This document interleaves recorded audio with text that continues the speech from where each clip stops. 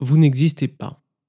Voilà ce que nous amène à découvrir dans notre expérience directe la méditation, la contemplation, ainsi que toute pratique spirituelle authentique.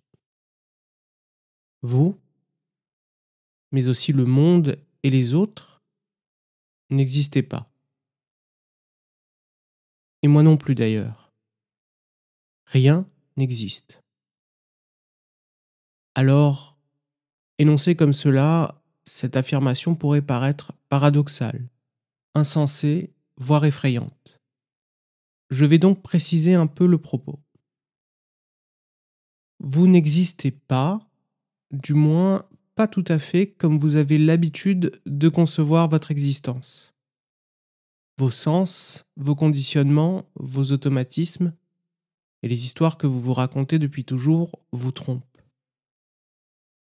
Vous avez, pour la plupart, de manière automatique et habituelle, la sensation profondément ancrée d'être un soi, séparé du monde et des autres, un individu stable et immuable et relativement indépendant de son environnement.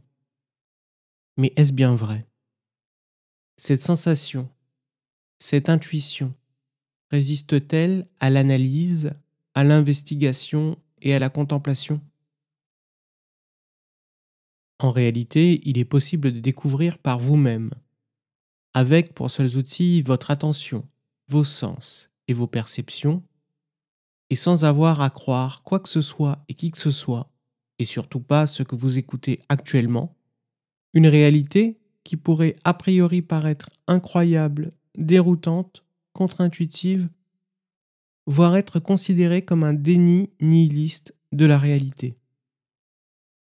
Le fait que ce que vous prenez pour être vous n'existe pas et que vous n'êtes pas ce que vous croyez.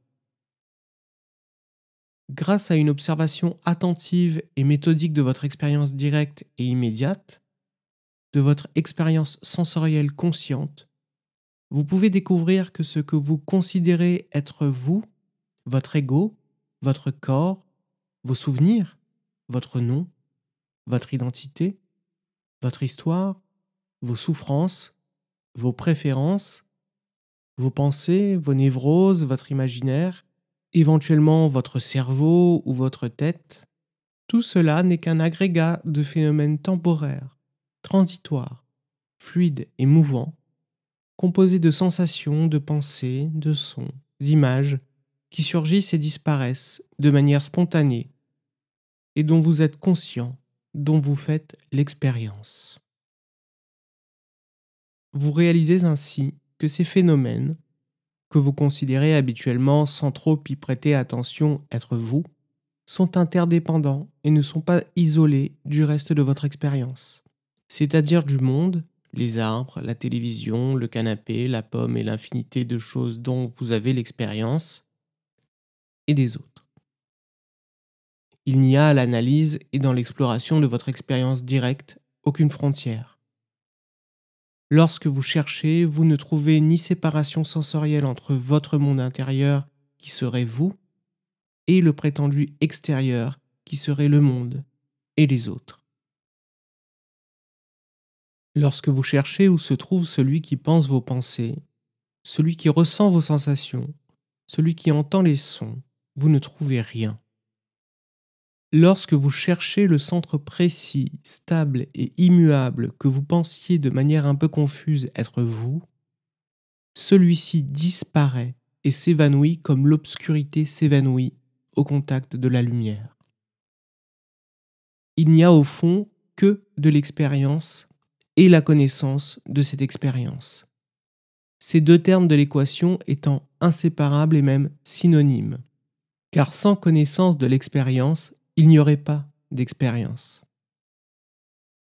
Au bout de cette investigation, la seule chose dont vous pouvez être véritablement certain, c'est que votre expérience consciente est composée d'un certain nombre de phénomènes dont vous avez connaissance, mais qu'il est impossible de pointer un seul phénomène dans tout ce champ d'expérience qui soit davantage vous qu'un autre, qui soit davantage extérieur qu'intérieur.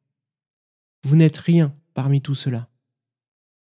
Vous êtes la connaissance des phénomènes indissociables de ceux-ci, mais pas un phénomène en particulier. Vous êtes l'expérience même qui se connaît elle-même.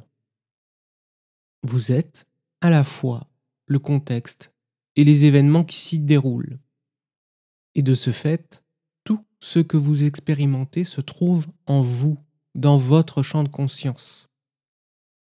Aucun phénomène ne peut prendre place en dehors de votre expérience, de votre conscience. Ce qui apparaît, apparaît. Plus précisément, vous apparaît.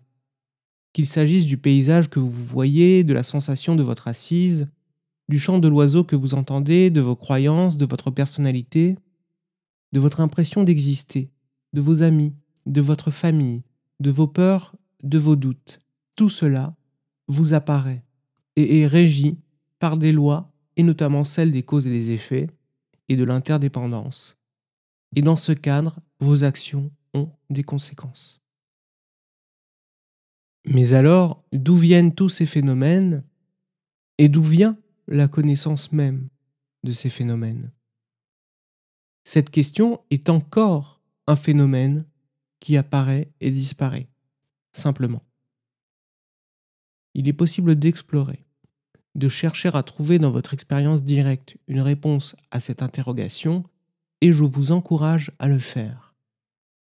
Vous réaliserez alors qu'il n'y a pas de séparation entre l'observateur et l'observé, qu'il n'y a que de l'observation, de la conscience, de la connaissance de ce qui est, et ce qui est peut prendre une infinité de formes qui vont et qui viennent. L'observateur est dépendant de l'observé et vice-versa. Ils sont une seule et même substance. Ils sont les deux faces d'une même pièce, l'un n'allant pas sans l'autre. Par exemple, lorsque vous observez un objet, votre expérience visuelle directe, si l'on met les pensées et théories toutes faites sur le sujet de côté, n'est composée que de formes et de couleurs. Ces formes et ces couleurs n'étant que des phénomènes apparaissant dans votre conscience et non distincts d'elle. Vous réaliserez qu'il y a simplement ceci, ce qui est, ce mystère, qui se déroule moment après moment, mais qui n'a ni début ni fin, qui est spontané et libre de toute entrave. Vous êtes ce mystère, cette vie sans objet et sans concept. Cette vie qui se vit elle-même, sans que personne ne la vive et n'ait l'intention de la vivre. Les sensations apparaissent et s'évanouissent. Les pensées font de même. Les images et les sons vont et viennent. La sensation d'être soi apparaît et disparaît, se transforme.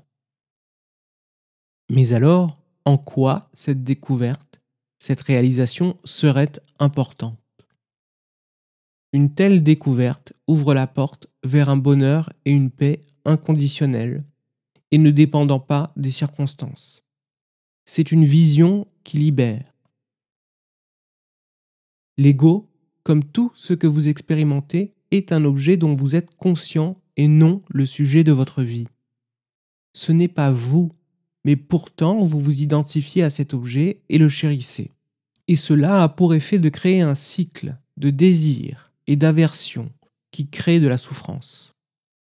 Vous êtes attaché à un faux moi, un moi qui n'a pas de réalité intrinsèque, et vous voulez le défendre et le satisfaire.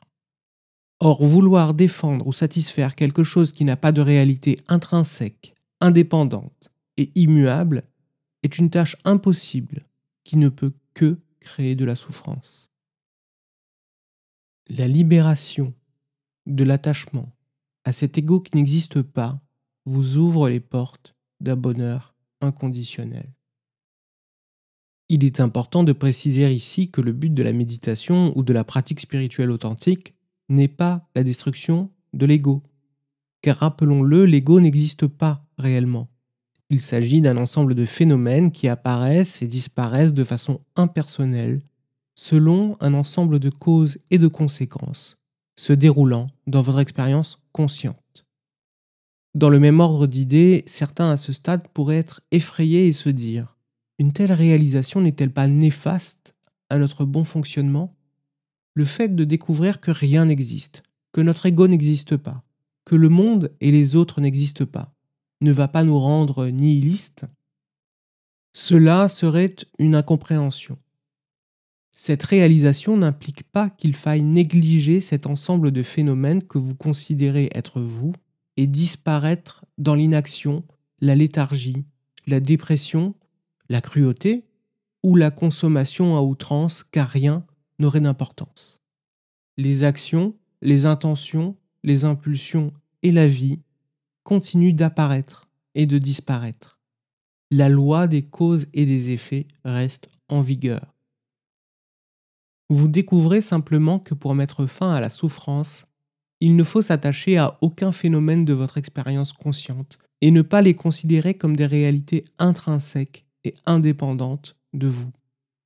Vous intégrez le fait qu'il n'y a pas de séparation entre intérieur et extérieur, que vous êtes tout ce que vous percevez, tout ce dont vous avez conscience.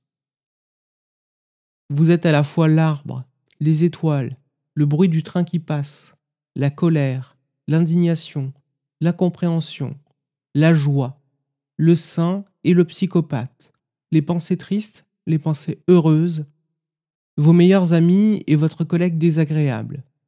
Et vous êtes à la fois ceux qui perçoit tout cela, à savoir la conscience de ce qui est. Tout cela est une seule et même chose. Et à la fois, vous n'êtes rien de tout cela pris séparément. Quelle que soit la profondeur de votre réalisation, et remarquez l'ironie de la formule, car en réalité il n'y a personne pour être réalisé, ou pourrait-on dire nous sommes déjà pleinement réalisés. Bref, quelle que soit la profondeur de votre réalisation, les phénomènes continueront de se dérouler.